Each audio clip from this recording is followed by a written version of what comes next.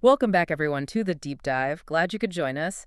Today, we're sort of unpacking that sermon from Pastor Florin at Agape Community Church this past Sunday. Yeah, the one kicking off the new series. Anchored in Christ, active in the world. It was focused on Hebrews 13, wasn't Yep, it? that's the one. Specifically, verse 1, let brotherly love continue. Sounds simple enough, right? But wow, did he dig into it? He really did. And that word for brotherly love, Philadelphia, it's not just like being friendly. Right. He broke it down, philos, that sort of affectionate, loyal love, and adelphos, brother or sibling. So it's this deep family style bond, like how family should be, sacrificial even. Exactly. It's distinct from just politeness or even romantic love. It's meant to be this resilient, sticking together kind of love. And the other word, manetta, that hit me, it's not a suggestion. No, it's a command. Let it continue or keep it going. Yeah. The implication being this love is already there in the community. But it needs work. Like, we have to actively maintain it. Precisely. It's not automatic. It can fade if we're not intentional. It needs constant preservation. So it's not fluffy. Pastor Florin called it dangerous, demanding, life-giving.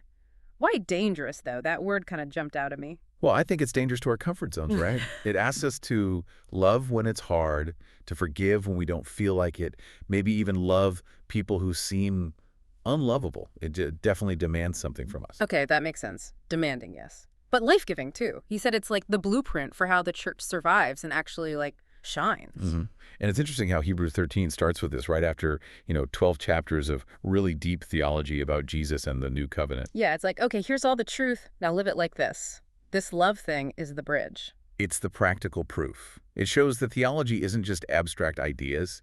It's meant to change how we treat each other. So that's our goal today for this deep dive. Let's really unpack this Jesus-shaped love, as Pastor Florin put it, and figure out what it means for you listening right now in your everyday life. Okay, so first point, he really drove home. This Christian love, this Philadelphia, it's missional. He brought up John 13, where Jesus says, By this, everyone will know that you are my disciples if you love one another. exactly, which is huge, isn't it? He's saying love is the evidence, not how much Bible you know, or if you show up every Sunday, or your perfect online image.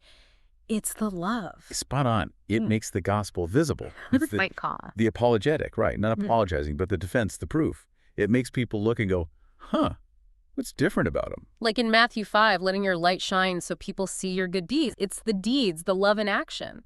Why do you think love is so powerful as proof? Maybe more than just arguments. Well, arguments can be debated endlessly, can't they? Yep. But genuine, self-sacrificing love, it kind of stops you in your tracks. You see it, and it resonates differently. It's harder to dismiss.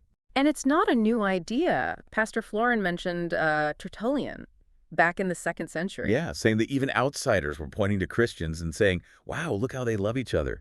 It stood out. And Justin Martyr, too, talking about how they pooled resources, shared with anyone in need. That's practical love right there, taking care of each other. Totally. So for you, the listener, especially maybe if you're younger, navigating this world that's so focused on the individual, on looking good online, think about this. How does this kind of genuine, maybe even sacrificial love show up? Yeah, how does it look in your DMs or in that group chat that gets kind of toxic sometimes? Or just offline, day to day? It's about making that message of faith real, visible, showing, not just saying what following Jesus looks like. It's being generous when everyone else is maybe looking out for number one. Okay, that leads right into the next point, which honestly feels even harder. Christian love is supposed to be radical. This is where it really pushes us. Because Jesus didn't stop at loving the people who are easy to love. He said, Matthew 5, love your enemies. And Luke 6, love even when you get nothing back. That's wild. It is wild. It's completely countercultural. It's counterintuitive to our survival instincts, almost. Yeah. This kingdom love, as Pastor Florin called it, it isn't logical by the world's standards. It's not safe. It takes risks. Risks like what? Risks of being misunderstood, taken advantage of, maybe looking foolish. It disrupts our usual categories of us and them. It means extending compassion even when someone's hurt you. Bonhoeffer said it well, didn't he? Oh yeah, the quote about Christian love drawing no distinction between enemies. Loving every man as a brother. That's challenging. Deeply challenging. But again, look at the early church. That letter, the epistle to Diognetus. Right, describing Christians blessing people who cursed them, honoring those who insulted them, responding totally opposite to how you'd expect. And the plague of Cyprian example. Oh, wow. Around 250 AD, this terrible plague hits. Everyone else, the pagans, they're fleeing, abandoning the sick, even their own families sometimes. But the Christians stayed. They stayed. They cared for the sick, buried the dead, risked their own lives. That radical compassion, that practical love in the face of death, it blew people away. It showed something different was motivating them. So how does that kind of radical love translate today, especially like you said in the digital world where it's so easy to just attack or dismiss people? Yeah, that's the million-dollar question for us, isn't it? Maybe it looks like choosing grace when someone messes up online. Instead of joining the pile-on, choosing humility instead of that, entitled outrage we see everywhere. Or forgiveness in a culture that's really quick to just cancel someone. Exactly. It's actively choosing peace, understanding, maybe even reaching out privately instead of fueling public drama. It's hard. It's radical. Okay, so love is missional. It's radical. But then Pastor Florin talked about the flip side. He said Christian love is contagious, which sounds good. But so is its absence. Yeah. He used that metaphor of spiritual cancer. Which is pretty stark. What were those cancers again? He named 3. First, this feeling that the church or maybe someone in the church owes you something, like this subtle entitlement. Okay, yeah, I can see that. What's the second? Second, feeling superior to others in the church. That judgmental thing, comparing yourself and thinking, well, at least I'm not like them. Oof. Yeah. And the third? Being easily offended, getting easily hurt or annoyed by leaders or other members, and then, crucially, talking negatively about it, gossiping, spreading that negativity. And he said these things don't just mess up relationships. They actually steal your own joy. He called it being miserably superior. What does that even feel like? It's that feeling of being right, maybe, in your own head about your complaint or your judgment, but you're just unhappy, bitter. That resentment eats away at your peace. It isolates you, ironically. You're busy keeping score, finding fault. It's exhausting. So if this love is supposed to be there, but these cancers can creep in and kill it, how do we, fight back? It doesn't sound passive. Definitely not passive. Remember Hebrews 10.24. Let us consider how we may spur one another on toward love and good deeds. Spur. That's active, intentional. Right, it takes effort. It's a choice. We have to deliberately choose love, maybe especially when we don't feel like it. Which brings up that story Pastor Florin shared about Corrie ten Boom. Oh, wow, yeah. Meeting the Nazi guard from the camp where her sister died years later. And she felt nothing but coldness, hatred, right? But she prayed, Jesus, help me. And then as she reached out her hand to shake his, that's when the love flowed. The action came first, obedience before the feeling. Exactly. It shows this love isn't always about waiting for warm fuzzies. Sometimes it's a deliberate choice, an act of will, trusting that God will provide the feeling. Or maybe the feeling isn't even the main point. So the antidote to those cancers is actively choosing love, even when it's hard. That seems to be the message. It's asking yourself honestly, am I holding on to entitlement, superiority, offense? Am I letting bitterness grow? And then choosing deliberately to forgive, to show grace, to build bridges instead. Yeah. It really changes how you think about showing up in community, doesn't it? It does. And that connects to something else Pastor Florin mentioned, this idea of apprenticeship. Apprenticeship, how does that fit in? Well, following Jesus isn't just about, agreeing with a list of beliefs. It's learning a way of life, a craft, the craft of the kingdom, he called it. Like learning a trade? Sort of, yeah. You learn by practicing, watching the Master Jesus.